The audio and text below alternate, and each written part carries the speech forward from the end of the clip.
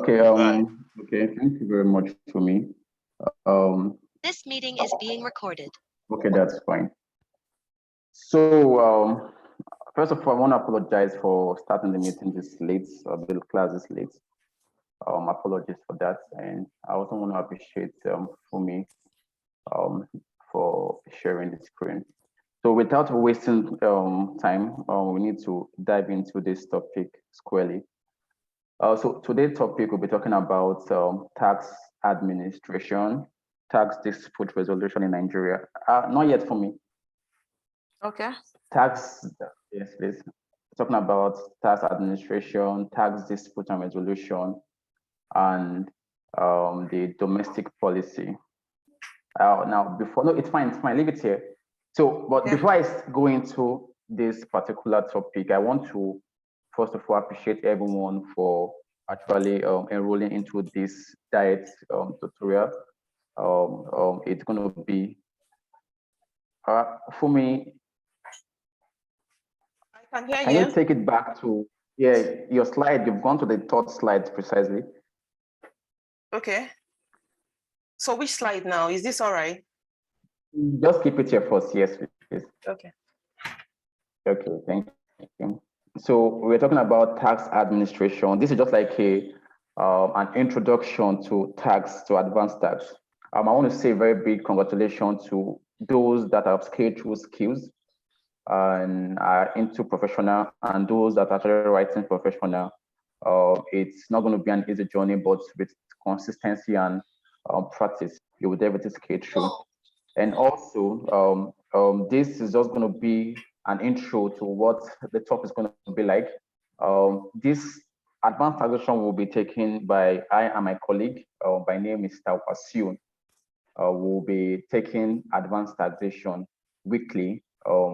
Probably we'll have a different timetable. So you'll be seeing either me, Steven, or Wasiun, which will be anchoring this particular topic. And I welcome everyone to this topic. So first and first, tax administration.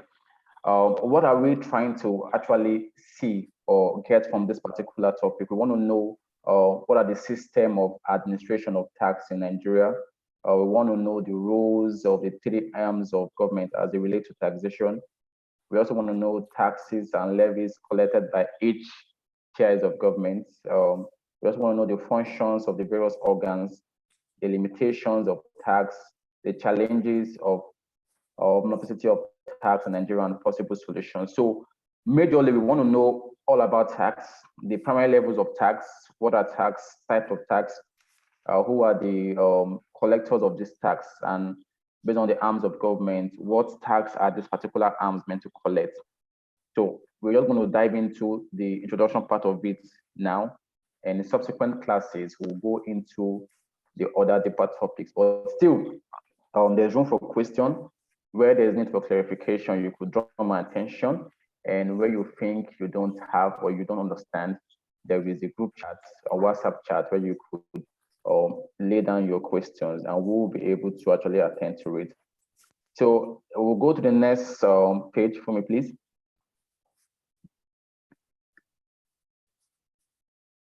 Okay, Fumi. Yes, Fumi? please. Yes. Yes, the next slide, please. Structure and taxing rights. Is it that one or the next one? The next slide after this tax admin.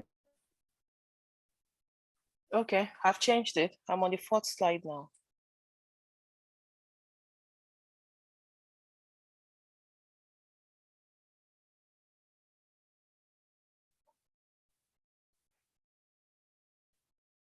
Can you see it?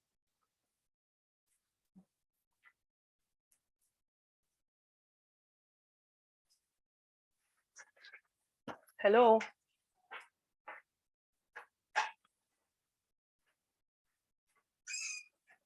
Can you still see my screen?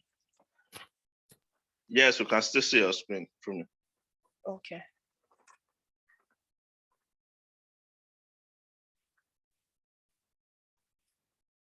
Okay, so which of the slide now?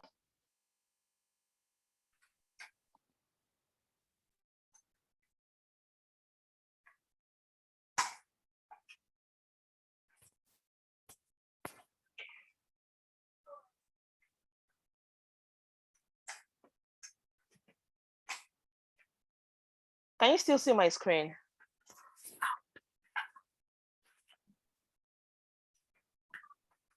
I can see it. I can see it. You're just okay. Okay. So there are three levels of government. We have the federal, we have the state, and we have the local government. And each of these particular tiers has their own duties that is based on their own jurisdiction. But like I said, that of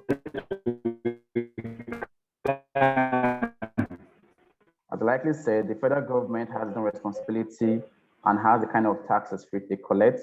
Also, the state government and the local government. So without wasting much of our time, let's see the different levels of government and what their responsibility are when it comes to tax. So the federal government is responsible for the ascertainment and collection of taxes due from all taxable corporate bodies, personnel of the Nigerian Armed Forces, and other employed in Nigerian foreign missions. So the duty of the federal government to collect taxes from corporate bodies, we talk about the company tax, and the national Nigerian Army Force and other employed in the Nigerian foreign mission. So these are the jurisdictions of which the federal government has the right to collect taxes from Nigerian jurisdiction. The same thing applies to the states. Each state government is responsible for the ascertainment and collection of the taxes due from all taxable persons residing in the state, with the exception of personnel of the Nigerian Armed Force. So federal government collects company income tax, state government collects taxes attributed to employers or personnel that reside in a state. Example of such kind of taxes, we have the payee, and so there are so many of them. So these are the jurisdiction of which the state government is actually covering. Every taxes that is anybody that is taxable or reside in a particular state is liable to pay tax to that particular state where he or she actually reside. The same thing applies to the local government. They have their own taxes they collect, and this is their own jurisdiction. So the taxing rights for each of these three tiers of government is as contained in the Taxes and Levies Act number 21 of 1998 Constitution. So you could get this right and the duties of these different types of government in the Tax and Levy Act number 21 in 1998 as amended. So we could see that every tier of government have their own taxes, have their own duties, have their own taxes which they collect. And this helps to reduce the conflict between who is meant to collect what tax and at which jurisdiction is this particular tax meant to be remitted to. So with this, we should be able to know, okay, this particular tax is meant to the federal government, this is going to the state government, likewise to the local government. So taxes and levy collected by each tiers of government. We have the federal government tax. And as like you said, the federal government collects the company income tax, withholding taxes on company and non-residents, petroleum profit tax. We have the value added tax, tertiary education tax, capital gain tax for company and non-residents, stamp duties on company and non-residents, personal income tax in respect of members of armed forces, police, and other employed in Nigerian foreign mission. So these are the kind of taxes that the federal government is obligated to collect, and that each company or each taxpayer is liable to remit to the federal government as of when due. So if you are asked that what are the taxes that are collectible by the federal government, you should be able to actually state like 5 or 10 of them. Company income tax, withholding tax, petroleum, VAT, tertiary education tax, capital gain tax, and stamp duties. These are tax collected by the federal government. We also have taxes collected by the state government. Fumi, can you go to the next slide? We also, thank you. We also have taxes collected by the state government and local government. So many times they've been this, beforehand, they've been this disagreement between the state and the local government, since they are actually within the same jurisdiction on which particular tax or which particular jurisdiction should we cover, we could know that the local government is embedded into the state government. And when it comes to taxes, there is always, or they bring this comfort that, okay, this is meant to be for the states or the local government. But with the Acts amendment, they've been able to differentiate which taxes have been meant to be remitted to the states and which are meant to be remitted to the local government. And this helped the taxpayer to actually file taxes correctly in order to reduce double taxation or multiple taxation or multiple taxes. So for the state government, we have their own list, and this is just but a few. There are still so many jurisdictions which they cover, but just to give a bit of an idea of what the state and local government actually cover. So for the state, we have withholding tax on individual as restricted above. We have personal income tax, payee, and direct assessment. This personal income tax is very important for state government, yes, and it should be remitted on a monthly basis. And an annual return should be done in regards in the previous year. We have the capital gain tax on individual as restricted above, stamp duties, pool betting and lottery, gaming and casino taxes. We have the road taxes, business premises, registration fee, development fee, and naming of street registration fee in the state capital. So these are the taxes that is being remitted to the state government. As of last month was January 1st. For those that are in Lagos precisely, Lagos State sent a circular to all companies within the state to file their annual return before 31st of January 2021. 31st of January 2020, that was last month. That was the deadline to file their taxes. This annual return comprises of the payee and development levy, the projected profits for the complaints, and every other stuff, business premises. And also, further, Lagos State Government, which is the LRS, for those in Lagos, gave an ultimatum that every complaint operating within the states are meant to file their annual taxes on or before 31st of January this year. And failure to do this, there will be sanction, which will call penalty for not filing. So this helped companies know which particular tax they're meant to file at a particular stage, so as not to actually lead to multiple taxation. I bet you it is the purpose of every complaint to minimize amount of tax that they pay in order to plan well for such. So these are jurisdiction for the state government. Local governments have their own taxes which they collect, which are not limited to this. There are so many of them. But for the purpose of this, we have to limit it to this set 18 points or 10 points per se. So it's cut across shop and kiosk rates, tenement rates, on and off liquors license fee, slaughter, slab fee, marriage, birth certificate, naming of streets, registration fee, right of occupancy. Now, previously, these duties of the local government was actually invited into the state government. They were the one actually taking care of these taxes, but with the enactment of the law, it was shared, okay, instead of the states doing this, let's give this to the local government. Let them be the ones to collect and get these particular taxes and then remit it as of when due, as appropriate. So it goes across market taxes and levy, motor park levies, domestic animal license fee, bicycle truck, canoe, wheelbarrow, and cat fee. And these are, like I said, these are not limited. You could go down to your study pack and you could see more of those taxes that local government is obligated to collect or taxpayers are meant to pay to the local government. So my issue or my question is, with all these requirements which are being highlighted for the state and the local government, do taxpayers actually fulfill this obligation by paying all these taxes as of when due? So this is the question we ask ourselves. If all these taxes are meant to be implemented, are taxpayers actually paying this as of when due. So, but we know that these are the taxes which the different types of government are meant to pay. The federal government, the state and local government, they are obligated to get this stuff, and the taxpayer are obligated to remit this particular tax as of when due to these tax authorities. So, thank you. So we'll go to the composition and functions of the various organs of tax administration.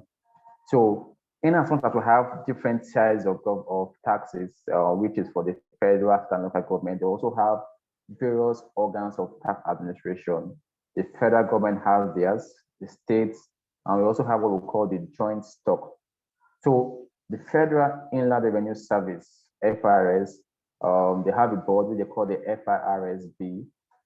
These are the board that oversee the affairs of the federal taxes.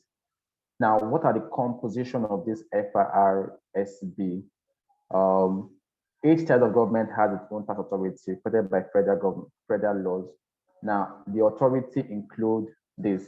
Now, for the federal level, they have a board, they have a central on tax administration, which they call the FIRS. Every state have their own different boards. And like I said, Lagos have theirs, which is LRS. Every state have their own internal revenue service, which oversee the affairs of the internal taxes of the state. So every state have their own internal revenue service, which oversee the affairs of the state.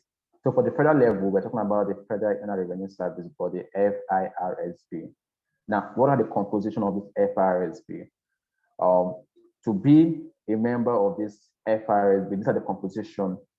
First and first, the executive chairman of the service, who shall be experienced in taxation, will be the chairman of the service and will be appointed by the president and subject of the confirmation of the Senate. So before you become the chairman of this FRSB, there are processes which you have to go through.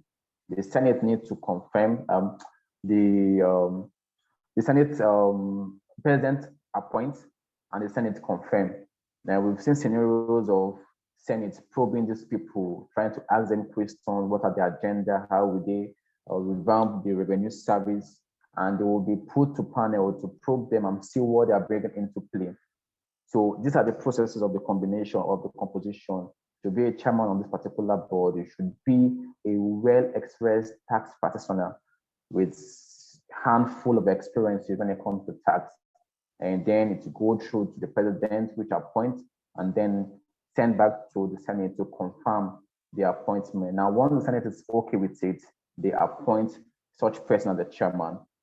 Also, since it's a federal board, 6 members of this, 6 members will be also nominated from the 6th geopolitical zone to support the chairman. So, chairman commission has 6 members with relevant qualification and expertise who will be appointed by the president to represent each of the 6 geopolitical zones. So first and first, there's a chairman. Second, there is 6 person that is representing the 6th geopolitical zone, which will also be appointed by the president in regards to that. And then you get the Attorney General of the Federation, which will be in the board. We have the chairman of the CBN, which will be in the board, or a representative. Now, many times when they have this meeting, the CBN chairman, governor might not be in person, but thus he or she need to send a representative to host or to foresee that particular meeting, to be in attendance. Likewise, a representative of the Minister of Finance must also be in the board. We also have the chairman of the Revenue Mobilization, Allocation Official Commission, or his representation must definitely be a part of the board. So these are the composition before the board actually holds a hearing or a meeting. These are the composition: a chairman, 6 person representing 6 geopolitical zone, the Attorney General of the Federation, the governor of CBN need to be there or representative, Minister of Finance need to be there, below the rank or anybody below the rank of a director, and a chairman of the Revenue Mobilization ought to be present in that meeting. Next, please. Thank you. So we also have the group managing director of the Nigerian National Petroleum Corporation needs to be there. The Controller General of the Nigerian Customs Service and the Registrar General of the Corporate Affairs Commission needs to be in the board. So you could see, you might be asked that what are the composition of the FRSB? And you will also state 5 composition of this FRSB. Very easy. We have a chairman appointed by the president, but upon the confirmation of the Senate, we have the 6 person nominated from the 6 geopolitical zone. We have Attorney General of the Federation. We also have the governor of the CBN. We also have the Revenue Mobilization PS personnel, and the Director General of the NNPC need to be there with a registrar need to be there. So these are the composition of the Federal Inland Revenue Service Board. As likely said, this board oversee the affairs of the federal revenue in the federal level. Now, this federal revenue, which comprises of the company income tax, petroleum profit tax, capital gain, VAT, these are the issues which they oversee and find a better way to make use of these taxes for the betterment of the federation and to actually for the purpose of what it's meant for. So note, the member of the board, other than executive chairman, shall be part-time members. Now, these people are not there based on it's a full-time job. Yet it's a full-time job because they actually come into this particular board within a tenure. I think it's 4 years tenure. So they say for a tenure of 4 years, renewable once only. So once you're a member of this board, it can be renewed once. After that, you are out. You can't go or you can't be in the board for more than 8 years. And when it's been renewed, the new people or new personnel or new set comes into place again to take care of it again. So it's just like it rotates. So there is no, it's not a static board that one person will be the chairman for ages. No, it's a rotational process. You stay after 4 years. If you are voted or you're appointed again, you go for the other 4 years. And once before it is complete, you step down and a new appointment is made in regards to. So these are the processes for the Federal Inland Revenue Service Board, which oversee the affairs of the federal level. Please, I would like to get a response from you guys if you are actually following what I'm saying in regards to such. Kindly send a hi message or yes on the chat board, chat panel spot to confirm that you're actually following with what I'm saying. Thank you very much, Ms. Fumi. Thank you very much, Taiwo. I really do appreciate. Thank you very much, Olayemi.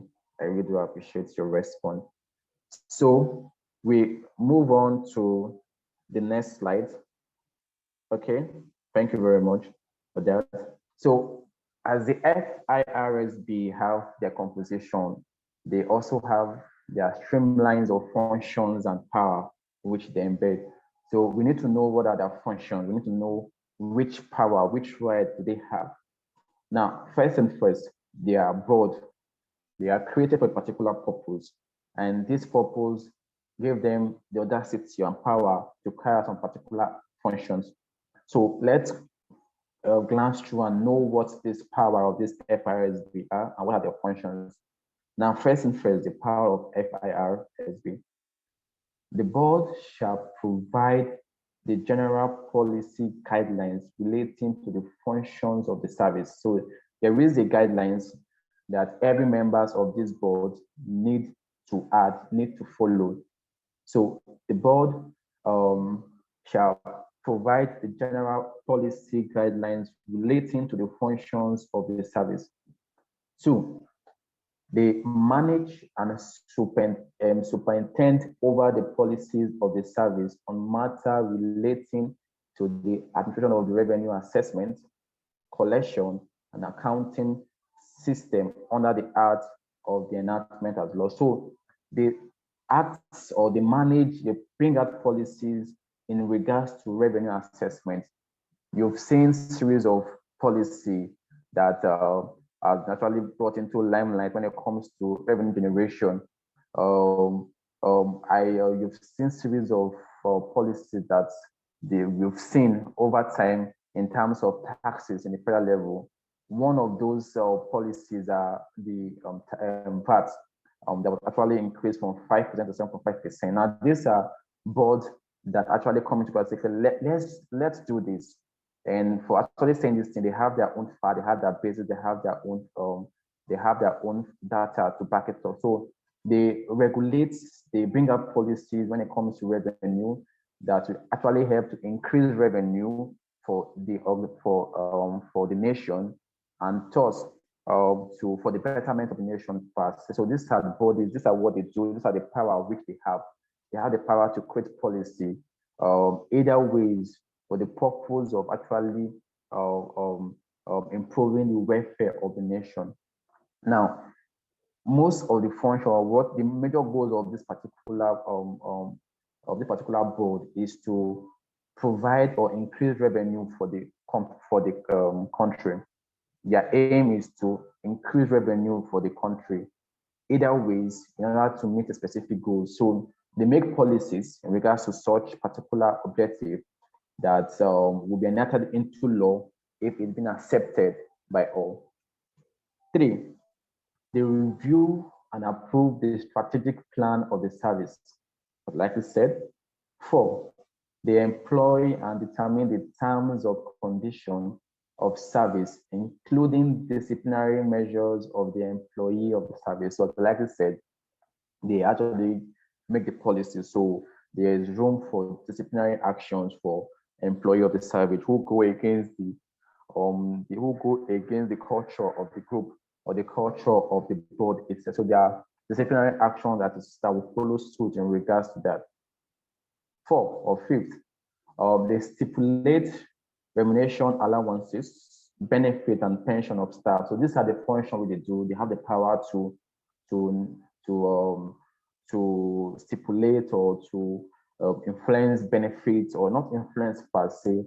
They have the power to stipulate and ask for their remuneration and allowances for their staffs, pensions and the likes, because they are a board that is being placed to oversee a particular project, a particular issue within a particular period of time. So these are their power. They have the power to bring out guidelines and policies that will be of favor to the country. They have the power to enact and plan and do so many things for the purpose of actually improving the revenue strength of the country. So these are their powers. So what are their functions? What are the functions that have been attributed to the Federal Inland Revenue Service? We've seen one of the functions are to collect tax, even without even going through this thing. Their major functions is to collect tax as of when due and penalize those defaulters who are not complying with the taxes. So one of the functions of FRSB are to assess persons, including company enterprise, chargeable with tax. So they assess persons, not only persons, individuals, companies, enterprise, chargeable with tax. 2, assess, collect amounts and enforce payment of taxes as may be due to the government or any of the agency. So where a company is meant to pay tax and the company has defaulted or the company has not filed the relevant tax, they have the right to actually enforce that this sort of payment can be made by placing a penalty on such taxpayer. As I likely said, this is what they can do. This is their function. They have the right to collect taxes from companies or individuals as of when due, and where such companies or where such individuals fail to remit such taxes, it is in their jurisdiction to sanction those particular companies for not making up the expectation in regards to that. 3, collect, recover, and pay to the designated amount accounts any tax under provision of the Act or any other enactment or law. So once they collect those tax remitted, they have the right or the functions to remit it to the designated account or the account where such fund will be disbursed. And this goes on. So these are the functions. And like I said, these powers and functions are not limited to this which you're seeing here. You can see, go down to your study pack and see other functions of the FRS and the power of the FRLBB. So the major focus is that they are a revenue service agency, which actually their aim is to actually collect taxes from individual companies and make sure that those taxes are being remitted appropriately as of when due, and thus use those taxes for the purpose which they are meant to do. So that's for the Federal Inland Revenue Service, which fall under the bracket of the federal government, tiers of government, the federal tiers of government. This is their body, this is what they do in regards to taxes. So the next slide, please, for me. Okay, thank you very much. So like I said, every tiers of government have their own different tax board. Now, this is the joint tax board. Now, Section 86 of the Personal Income Tax Act, Cap P8 LFN 22 and 4, established the joint tax force. Now, what are the composition of this joint tax force? Now, every tax force or tax board must have a chairman. Every tax board must have a chairman. So the chairman of this tax board may either be government or the state government per se. So the chairman of the Federal Inland Revenue Service Board appointed Section 11 of the Federal Inland Revenue Service Board, who shall be the chairman of the board. So the chairman of the board shall be the chairman of the Federal Inland Revenue Service Board. So that is the person that would definitely be the chairman of the Joint Tax Board.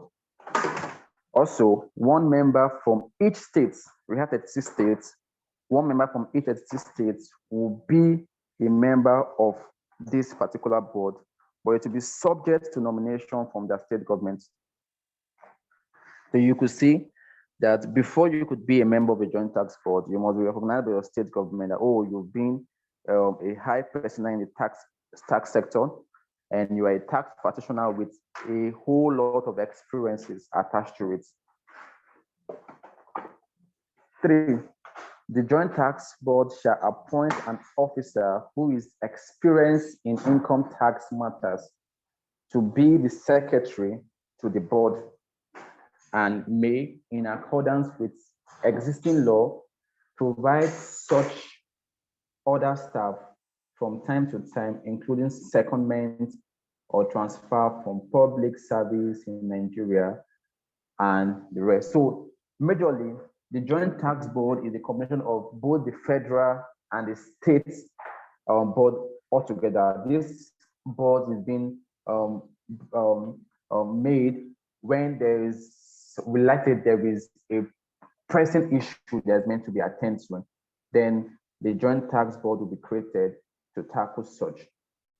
So the composition of this particular board is the chairman, which would definitely be the chairman of the Federal Inland Revenue Service Board, which will mount the composition of that board, coupled with one member each shall be the chairman of the state internal revenue. So every member of the state internal revenue service board will come into place to be part of the member of the joint tax board. So every state has a chairman.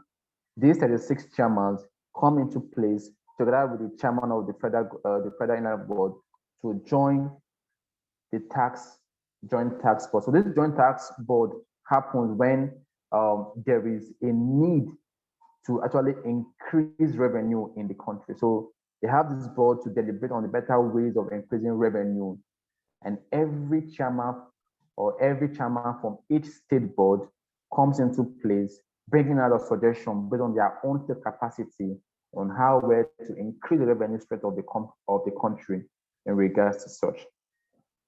So what are the functions of this joint tax board? What are the functions of the joint tax board? Now, one, the board shall exercise the power or duty conferred on it by the Personal Income Tax Act and other tax. So they have the power of duty of collecting taxes, personal income tax, profit tax. Their major functions are just to increase the revenue strength of the country. So when this particular board actually comes or actually hold, they deliberate on the ways in which each state can generate revenue within their own jurisdiction, and thus add up to the major aim which the board is actually created for. Two, the board advised the federal government on requests in respect of double taxation agreements with any other country.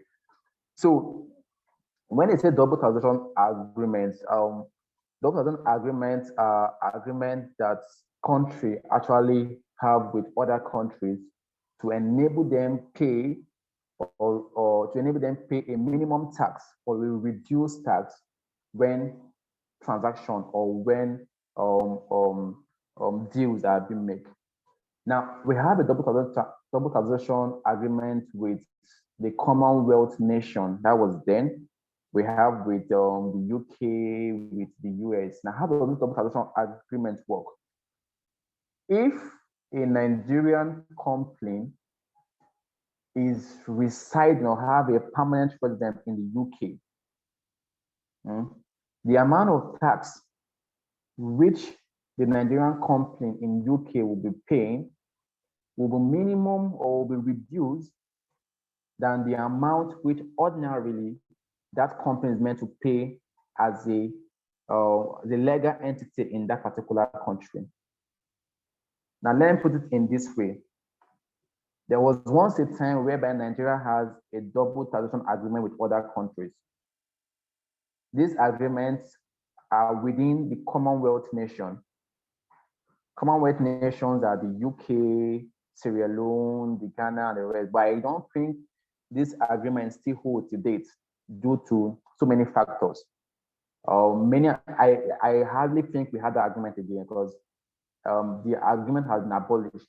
But then, when the agreement was still binding, if a Nigerian company is operating in a UK soil, for instance, if ordinary the taxes in the UK is 50% tax rates, for the fact that Nigeria and UK has this double taxation agreement within the both of them, the company there may be paying 30% as tax rates as against the 40% or 50%, which is the general tax rate in the country.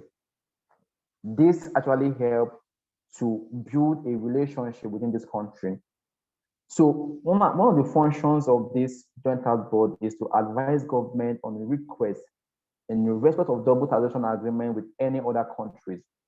And I know that the nation as a whole is actually trying to get a double taxation agreement with other countries. This helps in terms of international trading and taxes.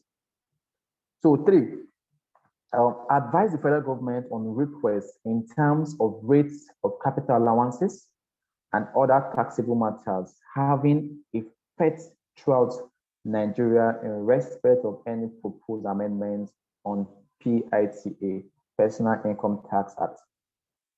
They promote uniformity both in the application of PITA and in the incidence of tax on individual throughout Nigeria and within. So they promote uniformity.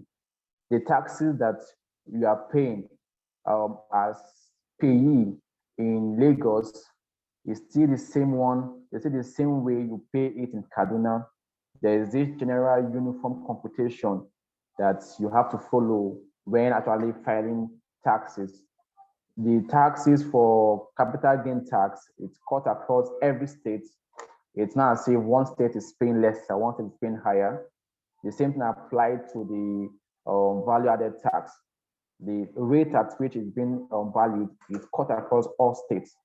So this is what the joint board actually comes into place. They create a uniformity in policies that will be applicable to everybody, irrespective of the state where you come from. And the last one, they impose its decision on matters of procedures and interpretation of the PITA on any state for purposes of confirming to agree proceedings or interpretation. So these are the functions of the Joint Tax Board, and they're just like the combination of both the federal and state coming together to create a policy for the purpose of improving the revenue strength of the country as a whole. So then we'll move on to the next slide, which, okay, Ms. Fumi. Okay, which is the State's Board of Internal Revenue. And I'd like to say, even without even going through it, you know that the state board is actually narrowed down to the states. Everything you know about the federal, the same thing applies to the state. Now, what are the composition? There should be an executive chairman of the state service who will be the person experienced in tax, and a member of a relevant recognized professional body. So for those that actually be part of this board, this SBIF, State Internal Revenue Board, you must be a member of ICAN, must be a member of CIT, and a recognized taxable body. You must be a member of them, not even a member, an associate, a fellow, and you must have experiences, hardful experiences in taxation in this particular thread. So once this is done, it's being appointed by the state government upon the confirmation of the State House of Assembly. So the same thing that happens to the federal level happens to the state level. The state government appoints and it's confirmed by the State House of Assembly. The same thing, there should be a director within or outside the state service. The director of the State Minister of Finance, a legal advisor of the state service, and 3 other persons appointed by the state government on their personal merit. On each representation, a senatorial district in the states. So these are the composition: executive chairman, a renowned tax practitioner with a handful of experiences, appointed by the state government and confirmed by the House of Assembly. The Minister of Finance needs to be there, the legal practitioner needs to be there, the Secretary of the State Service also needs to be there to be part of this particular board of internal revenue. So after you do that, we talk about the functions of the service. Talk about the functions and powers of this service. So there are different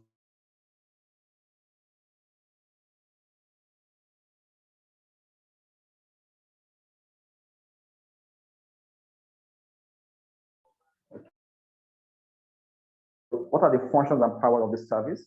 Now, the state board shall be responsible for 1, assessment and collection of pay as you earn, payee, and other personal income tax. Yes, the major taxes that the state government collects are payee, pay as you earn. These are taxes that are remitted every month to the federal government before the 14th of every month. And there are computations of how to get those payee on a monthly basis, and it is being related to employee salary, and it's thus remitted on a monthly basis in regards to this. As I likely said, Lagos State Internal Revenue Service gave ultimatum that this particular taxes should be remitted on or before 31st of this month. And funniest thing, one of the requirements of this particular taxes is every taxable person or every employer must have a valid tax ID.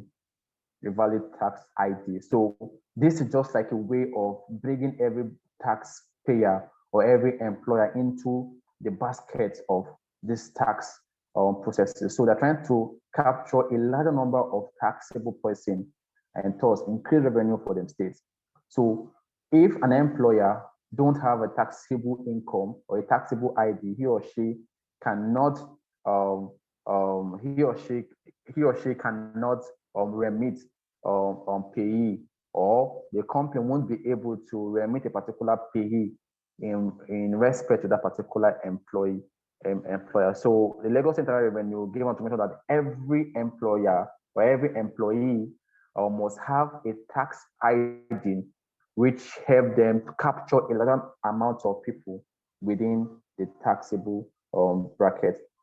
So their functions are to collect pay, to ensure the effectiveness and optimal collection of all taxes and penalties due to government. So when those taxes are overdue, there is a penalty attached to it. So as I likely said, a colleague of mine was unable to file his the company tax, which was meant to actually which was meant to expire. The expiry date was 31st of January last month, and till now he hasn't filed the annual tax to LRS. Now, when I asked him why he hasn't filed, he said that he has not actually gotten every employee's tax ID. Now, it's an issue. The longer it takes, the longer the penalty increases. So the date was 31st of last month. This is 6th, so 6th day off. So as day is actually coming up, the penalties and the fee increases.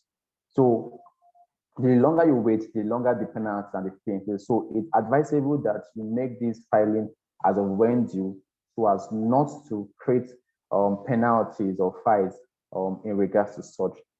And also, they are functional power doing all such things as may be deemed necessary and expedient for the assessment and collection of tax. Yes, so like I said, they do all things to make it possible to collect that tax. That is why the Lagos Revenue Service mandated that every employee must have a tax ID so that they could collect those tax within a specific period of time, and every taxable person will be captured within the tax umbrella.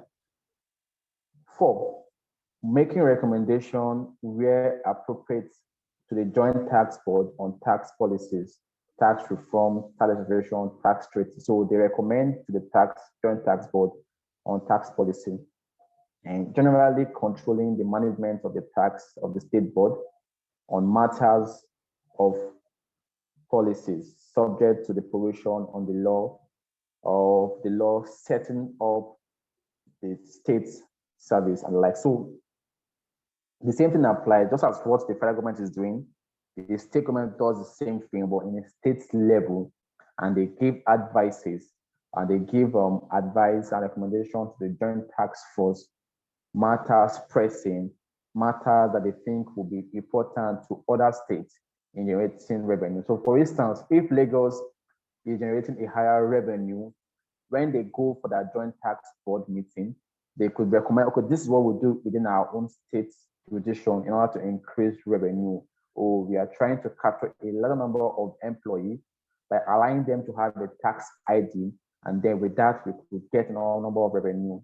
This might be a recommendation that can be applied to other states to increase revenue for that state and also increase revenue for the country as a whole. So just like a circle, this is what I do, I bring it to you, you actually go with it. If it's fine with you, it yields results for your state and for the country as a whole, per se. Now, they're also appointing, promoting, transferring, and imposing discipline on the employee of the state service. And also note that an amount of not less than 5% of revenue collected, as may be approved by the State House of Assembly, shall be retained by the State Board of Internal Revenue as the free cost of collection and administration. So these are the functions of the state board and also their composition of the state board. So we've gone through what the 3 tiers of government actually implies, the taxes that are attributed to them, the taxes within the jurisdiction. We've spoken about the federal, the state, and the local government. We've spoken about the Federal Inland Revenue Service Board, we've spoken about the State Board, and we've spoken about the Joint Tax Board. We've spoken about the composition, their rights, their functions. So we know which particular function a particular board is handling and what are their rights within their jurisdiction. We are actually seeing the taxes that are being collected by this particular tiers of government, so as not to fall into the armpit of multiple taxation. Oh, I've paid to the state government, but local government is coming that, oh, this is our tax. Why do you pay to state government and you have to pay again? Or, oh, I've paid to the local government and say, oh, this is our jurisdiction, you should pay to us, being the state, not local government. So in order to avoid multiple taxation or payments or burden to the taxpayer, is okay, you know which tax is attributed to which particular tiers, so as to reduce the burden from the taxpayer's perspective. So we go to the next slide, which is an assessment. Yes, assessment. So there are 3 questions of assessment, which I actually want to bring to your notice. First and first, I want you all to discuss the functions of any 3 organs of tax administration in Nigeria. Yes, the 3 organs are the state, federal, and local government. What are their functions? You could state 5 functions each. Try to write the functions outside what I've written. I know they have so many functions, but apart from what you've seen from this slide, try to analyze and search for other functions of this particular tiers of government. We have the Federal Inland Revenue Board, the state, and the joint tax. What are the functions of the particular organs of government? Now, 2, what are the problem of tax in Nigeria? Yes, we've seen that there is revenue generating on a daily basis, on a monthly basis. What are the problem of tax in Nigeria? Now, this is personal.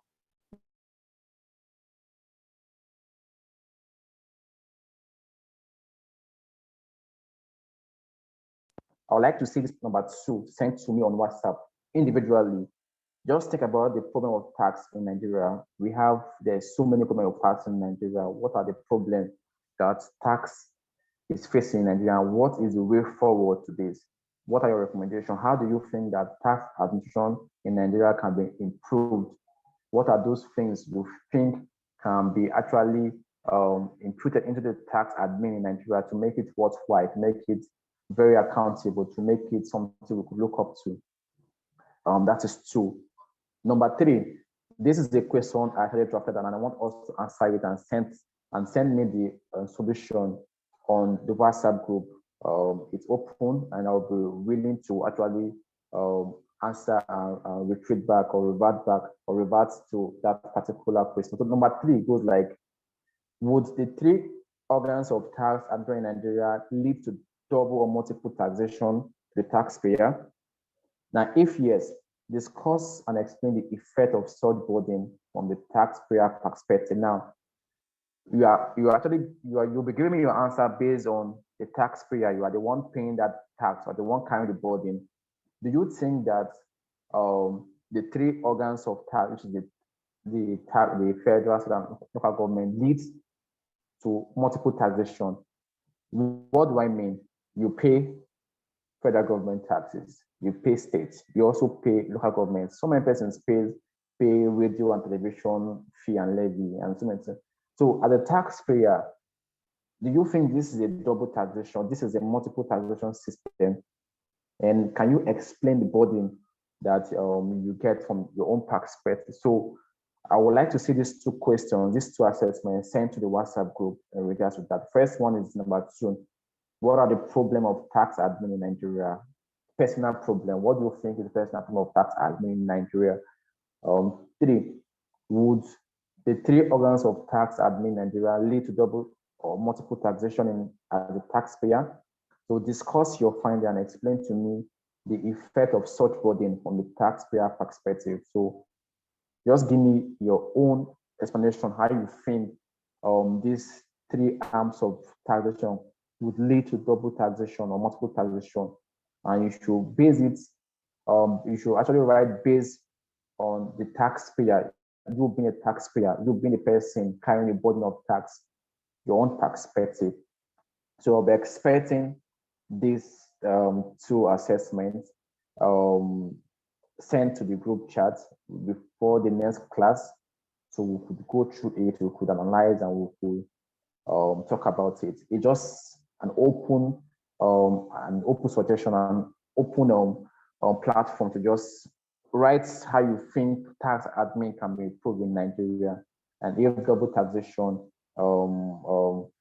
is a thing we need to look out to in terms of these three organs of tax admin in Nigeria. So if I'm still communicating, I would like to get a response from the group chat like, yes, I'm still communicating before we dive into the next topic. So I would like to get a response in regards to that. Okay, thank you very much, Omobola Taiwo, sorry for that. Olayemi and Fumi, I really do appreciate. And also, yes, please, thank you very much. If you see it coming, Olariwaju, thank you very much. Thank you very much. So I'll be expecting this assessments sent to the WhatsApp group, and we could go through it and analyze it together. So that is it for this. So like I said, this is just like an introduction to tax. This introduction to what we're actually looking at, and just to put us at the track. Okay, this is where we are going to, and this is where we're starting from. So I know most of us are very familiar with this preliminary stage.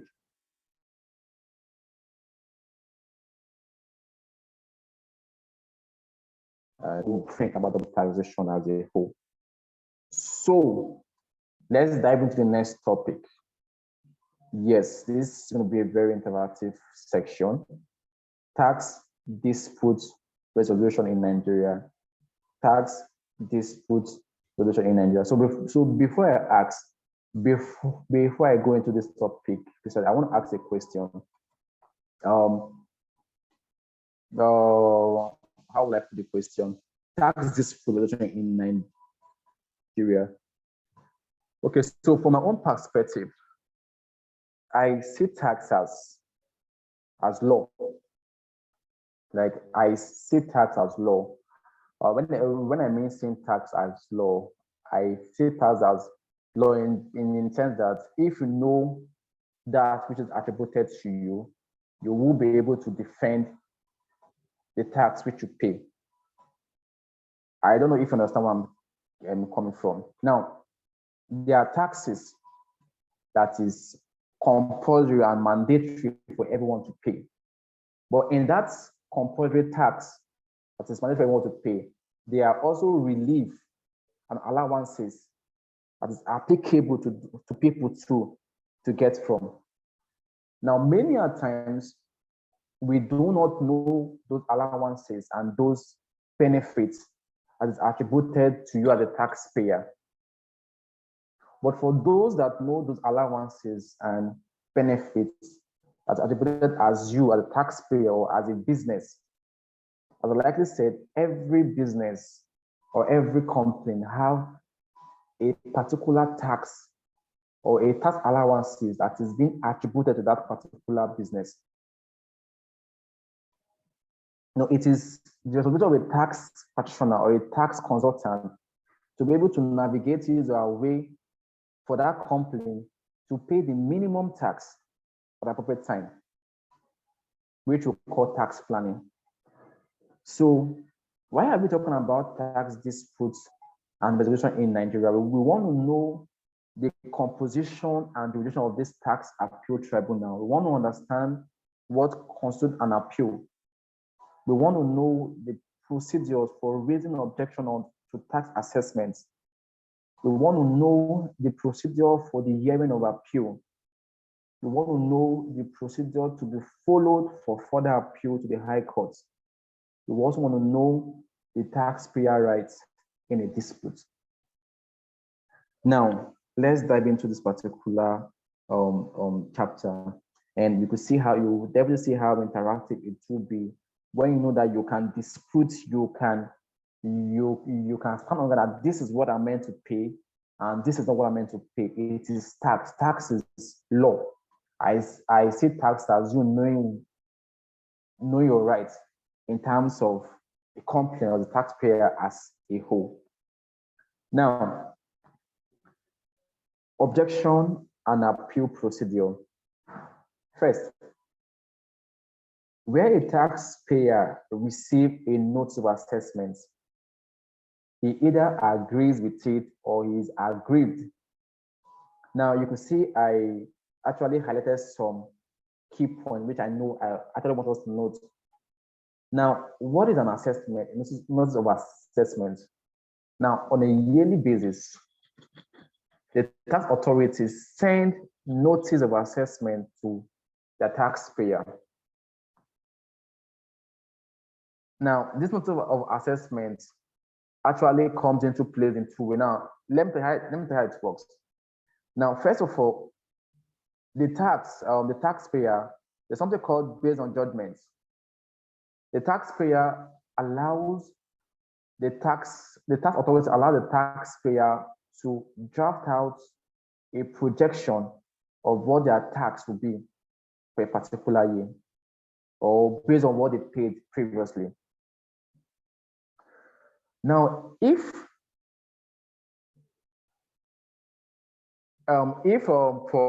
for instance you remitted, okay, let me take for instance annual tax which was filed, annual return which was filed as of last month. Let's say for instance you've been filing a monthly payee or a monthly payee for a company on a monthly basis of, let's say, 1 million naira on a monthly basis. And for 12 months, you should have filed like 12 million naira. And when you are filing your annual return, you are now filing 10 million naira as what you, or you're not filing 50 million naira as what you remitted, or something lesser than what you remitted to the tax authority. Now, this raises a red flag. Now, what the taxman do is that they send you notice of assessment, or they send you a notice for a tax audit on your company per se.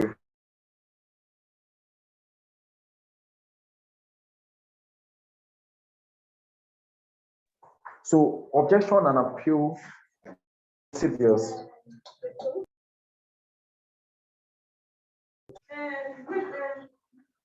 So, when a taxpayer receives a notice of assessment, he either agrees with it or he is aggrieved. Now, when he agrees with the assessment, the position of the law is that the tax must be remitted within the statutory time limit of 60 days from the date of receipt of the assessment. So when the tax authorities send a notice of assessment to the taxpayer is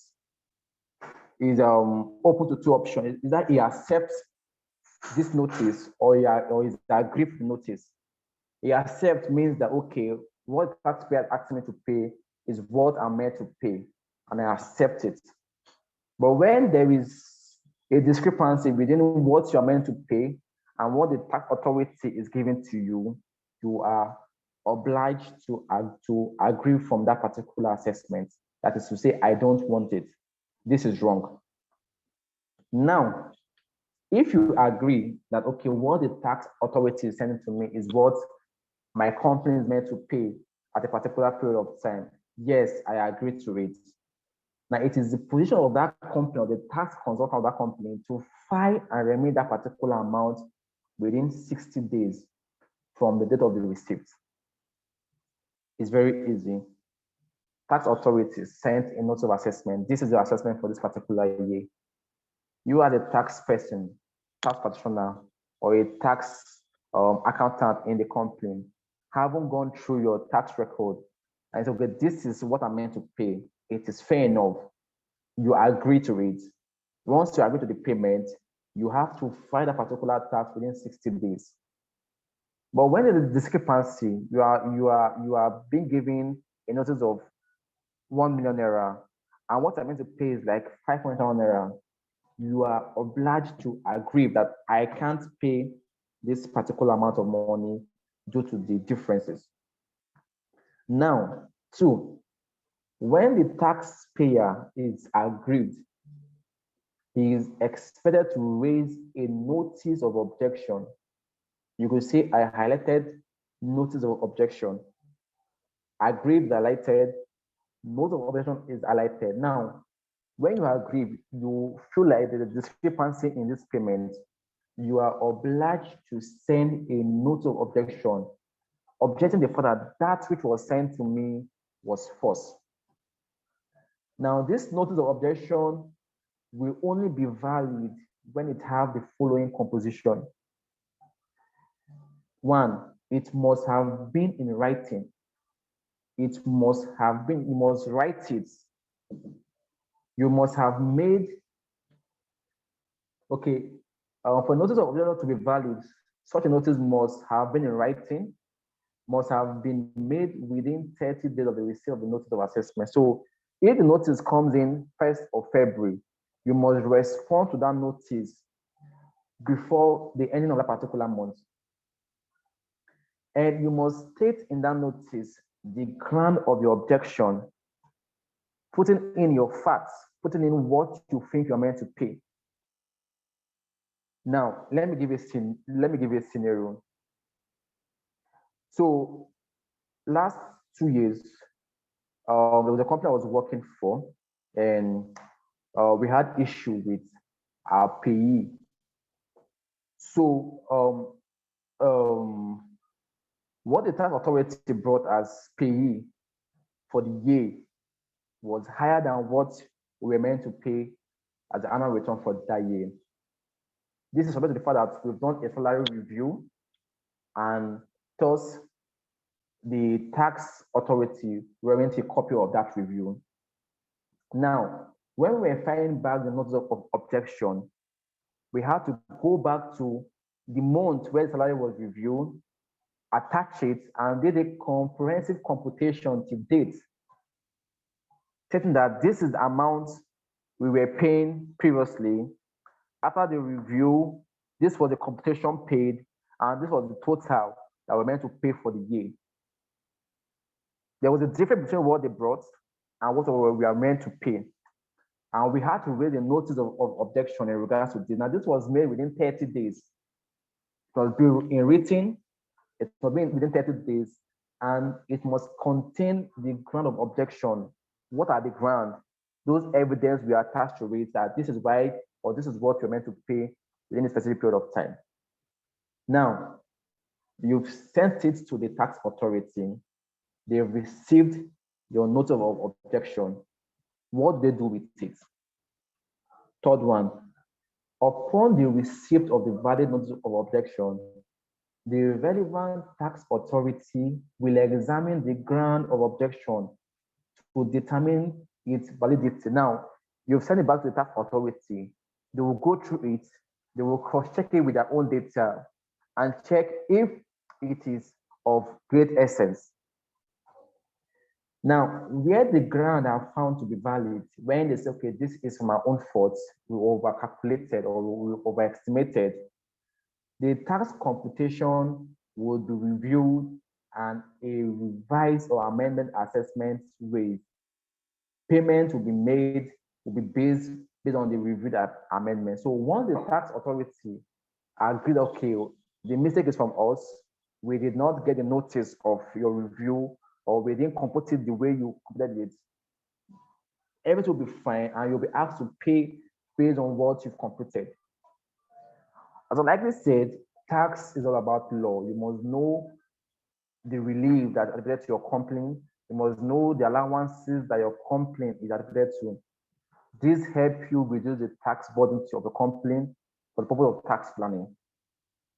But when the tax authority is aggrieved, they still don't understand or they don't want to go with that which you've sent to them. When the tax authority believes that there is no merit in the notice of amendment or notice of obstruction, then a notice of refusal to amend will be sent to the taxpayer. Please, you should try to note this point I highlighted: aggrieved, notice of objection, notice of amendment, notice of refusal to amend. Now, when a taxpayer refuses or is aggrieved by your notice of objection, they send to the taxpayer, to you again, a notice of a refusal to amend. No, we can't amend. What you sent to us is not genuine. We are not going with your ground. It is not genuine. Once the taxpayer sent the notice of refusal to amend to the taxpayer, what the taxpayer does at the last instant is to send the notice of amend and file it to the tax appeal tribunal. So the taxpayer is aggrieved by the notice of refusal to amend, then he files the notice of appeal to the tax appeal tribunal within 30 days of the receipt of the notice of refusal. So the last result of this dispute is the tax appeal tribunal, which will be set between the taxpayer and tax authority, and the tribunal will now be the lasting judge to that particular case.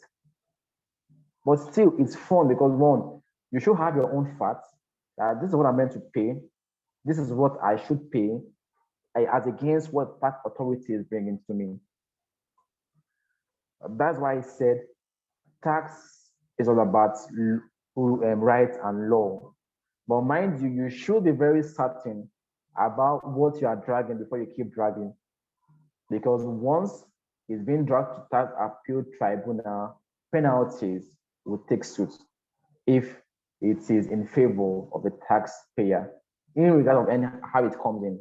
Is it that the taxpayer is asked to pay the amount of money with penalty overdue, or the tax authority allow the taxpayer to pay that which is meant to pay? But before you go into this particular banter, you should be able to know that this is my right and this is the allowances and benefit that are related to my business. So these are the processes of objection and appeal. First thing first is that you agree or you accept the notice of assessment sent to you. Once you agree, you file your time within 60 days of the notice. Once you are agreed, you send back it within 30 days notice of objection, which was being in writing and must have the ground of which you are actually agreeing to. Then the tax authority either agreed or is aggrieved. If he agrees, he allows you pay that which you claim you want to pay. But if he's aggrieved, he sends to you back a notice of refusal to amend, which will be sent to you. And once you receive that notice of refusal to amend, the next point of action is to file it to the tax appeal tribunal.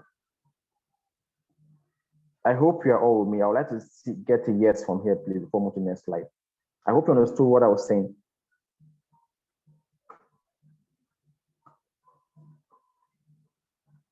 Okay.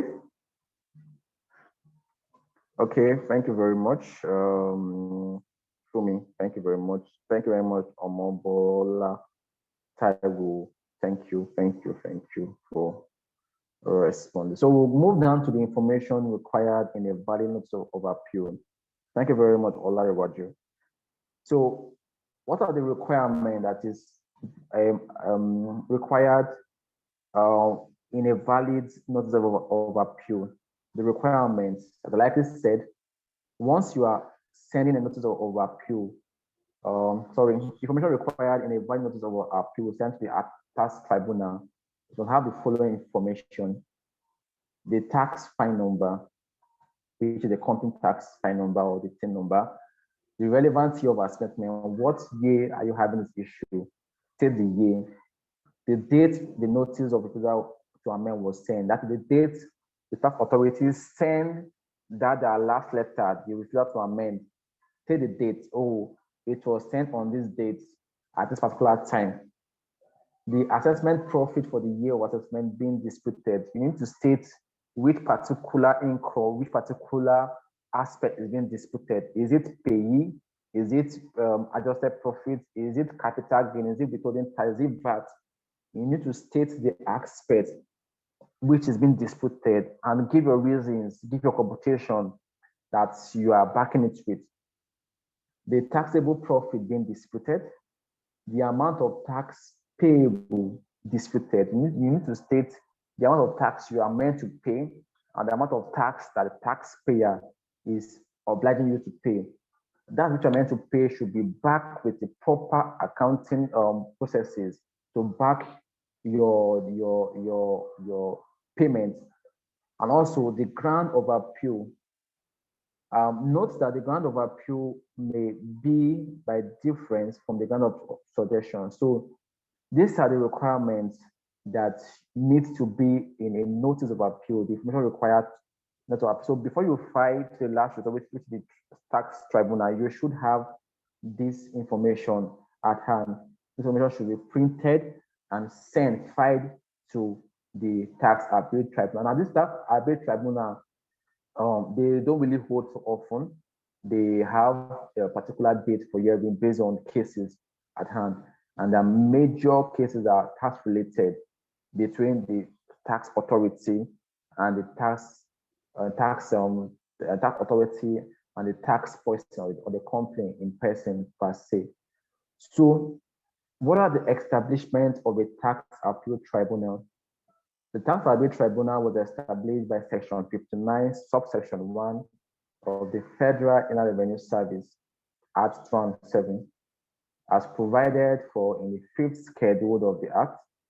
The tax appeal tribunal is an administrative body established by the Federal Inland Revenue Service Establishment Act to hear and resolve tax disputes arising from all federal tax legislation.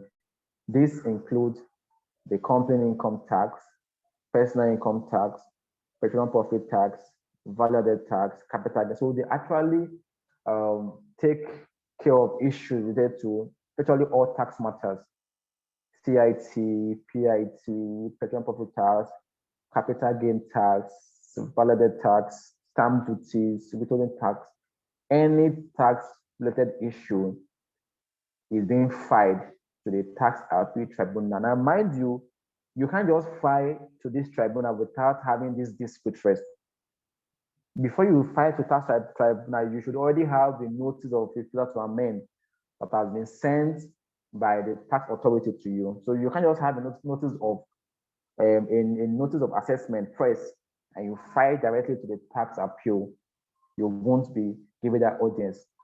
You can't just have the notice of objection and you file to appeal tribunal. No, you only file to the appeal tribunal when the tax authority has sent a notice of refusal to amend. That is when you go to the next result, which is filing to the tax appeal tribunal. Okay, so the tribunal is the first forum for aggrieved person, taxpayers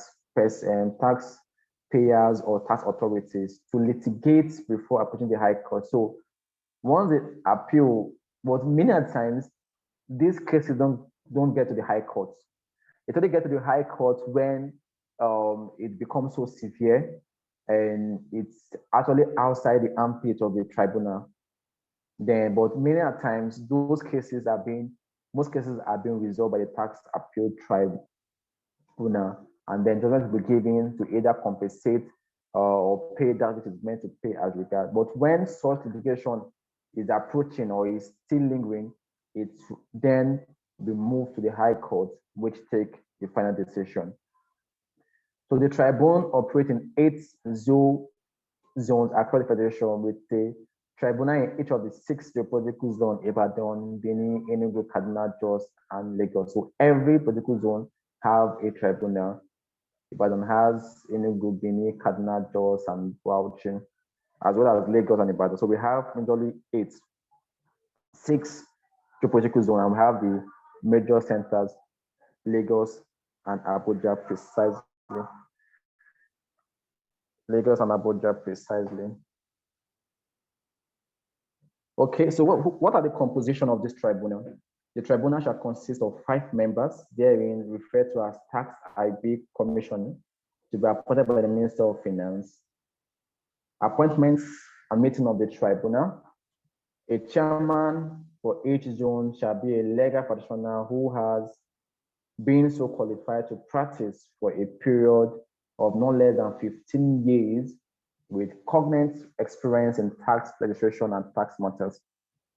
So there should be a chairman for each zone. So for that 6th zone, each chairman will head, which has a legal practitioner background and qualified in terms of tax policies, should be a experienced tax practitioner with a legal background. So there are some tax personnel that actually are into, so some legal practitioners that are into tax matters, that have cognate experience in tax matters. They will definitely be the chairman of this zone. A chairman shall preside at every sitting of the tribunal, and in his absence, the members shall appoint one of them as the chairman. Now, we only need 3 persons or 3 members to form a quorum of the meeting. So once there are 3 persons, chairman or the members, the tribunal can hold between the parties. So we'll move on to the next one, which is the qualification. Ms. Fumi, can you move on to the next slide, please? Thank you very much. The qualification for appointment as a tax appeal commissioner. So a person shall not be qualified for appointment as a tax appeal commissioner unless he is knowledgeable in the law, regulations, norms, practices, and operation of taxation in Nigeria, as well as persons that have shown capacity in the management of trade or business, or a retired public service and tax administration. So for you to be a member of the tax appeal commissioner or appointed as a tax appeal commissioner, you must be a learned tax personnel with a legal backing and must have been in practice for a handful period of time with a handful of experiences attached to it.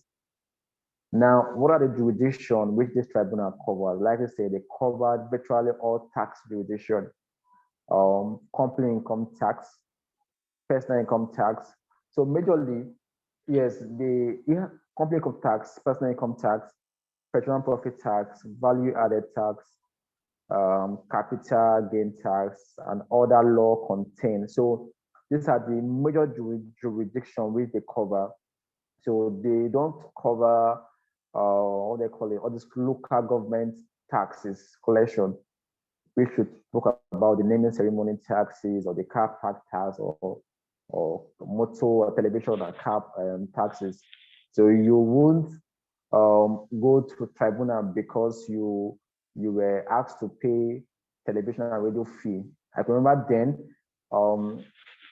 yeah, I don't know how much the fee is now, but just imagine for an assumption, if you just got a bill that you're meant to pay television and radio fee for the year of, let's say, 5,000 naira, and you become aggrieved that, oh, I'm meant to pay 8,000 naira because I only have small TV and one radio.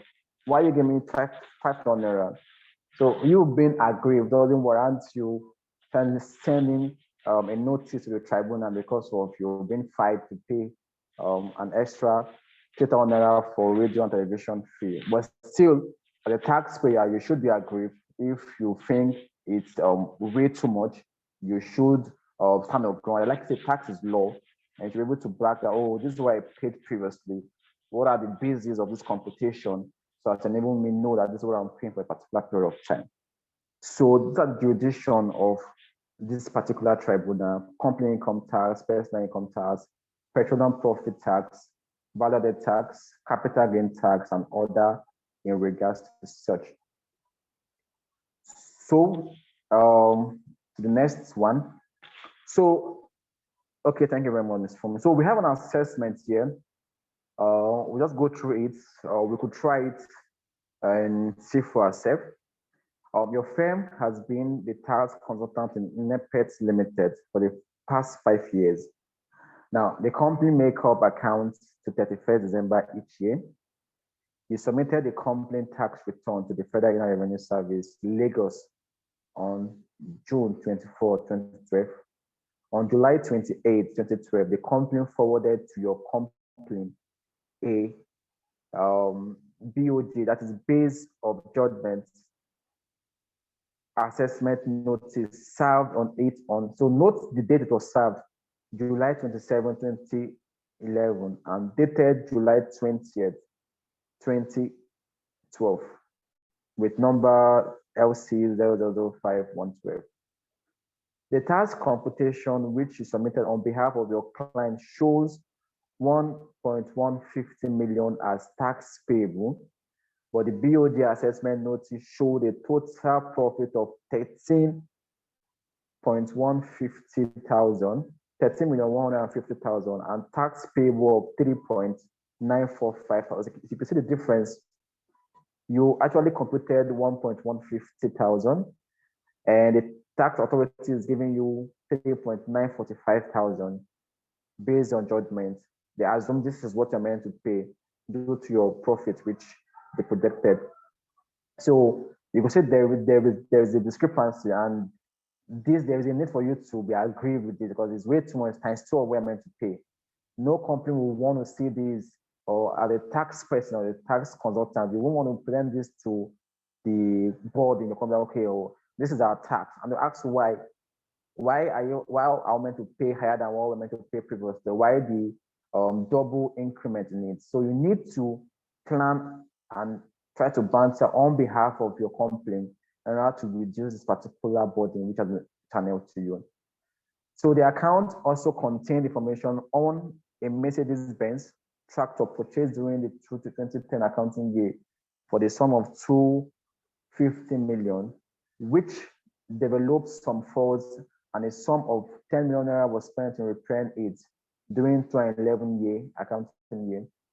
You did object to the BOJ. BOJ means base of judgment, and it was discharged. However, during the course of examination of the account, the tax inspector disallowed these expenses on the tractor and added it back to the profit to form the basis of an additional assessment of 3 million. Okay, you're duly objective to the additional assessment, but the tax inspector stood his ground and sent a final demand notice for the additional assessment required. Prepare the specimen letter of objection to the Federal Revenue Service, Lagos State, on the based on judgment assessment sent to the company. Identify the steps to be taken to seek redress in respect to the additional tax. So you are meant to prepare a letter of objection. Like I said, letter of objection must contain some basic information, your tax ID, the year of assessment, the period of assessment, what are the ground of assessment. You need to state, okay, this is what I'm going to pay. This is my adjusted profit for the year, and this is my tax for the year, and as against what you're actually asking me to pay. And 2, explain and discuss the process of tax dispute and resolution. Explain the process. The process is well explanatory. Notice of objection, either agree or you accept. If you agree, you pay. If you are aggrieved, you send back notice of objection, which they either accept or agree. If they agree, they allow you. If they agree, they send you a notice of not to amend, and then you could file it to a tribunal as regards to that. So these are the processes of such. So in regards to this, I think this is what we'll call off the class. and I'm very, very sorry for starting the class very late today. Apologies on my side due to network issue. I want to say a very big thank you to Mrs. Fumi for hosting us, sharing her screen, and even this class to go on. So we still have a particular topic. We still have one more which we'll talk about, domestic tax policy, which I actually want us to go through it. It just, domestic tax policy is just giving us what tax all about and what are the bases or characteristic of taxation. Is something we could read for ourselves and get an idea of it. But where you need clarification, you could actually bring it on the. But I bet you by next class, I'll definitely throw more light on it before I venture into the next class in regards to such. So I want to say a very big thank you to everyone that participated in the meeting. I want to say a very big thank you to Fumi, Olayemi, Omobolanle, Olariwaju, and those that left the meeting. I appreciate your attendance in this meeting big time. I do appreciate. And please, their assignment and assessment. As likely said, I should be expecting your solution in the WhatsApp group so we could go through it. I gave you two assignments, assessment 2 and assessment 3. Please kindly send to me on the WhatsApp chat so we could see, and if there's need for clarification, we could actually get and make it worthwhile. So for the last one, that domestic tax policy, please, you should go through it. It's well self-explanatory. If there's any clarification, you could put your question in the group chat.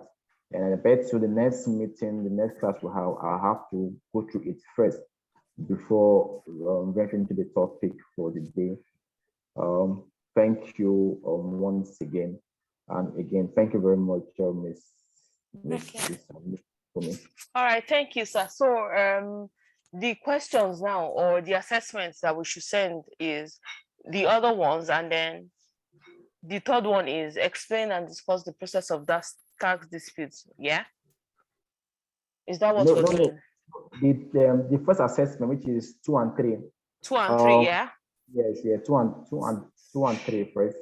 Okay. And you could flex around the other one, the assessment for the dispute. Yes, see, just try and draft out a notice of objection based on your own understanding. Let's see how it works, and put into consideration the requirement that is meant to be in the notice at the same time. Okay, sir. Thank you. Yes, please. Thank you for so any question as regard to this? Any questions, please?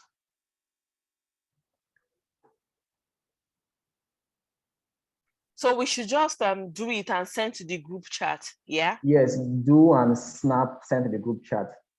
Okay, thank you. Yes, please. Yes, please. Okay, any question, Olariwaju, Olayemi, Omobola Taiwo, please? I would like to get a response in the group chat.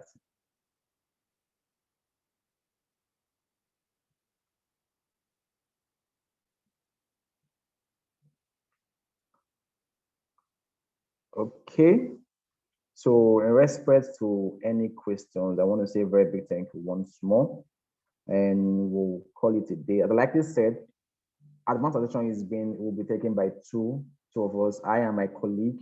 I'm Stephen. My colleague is Mr. Wasiu.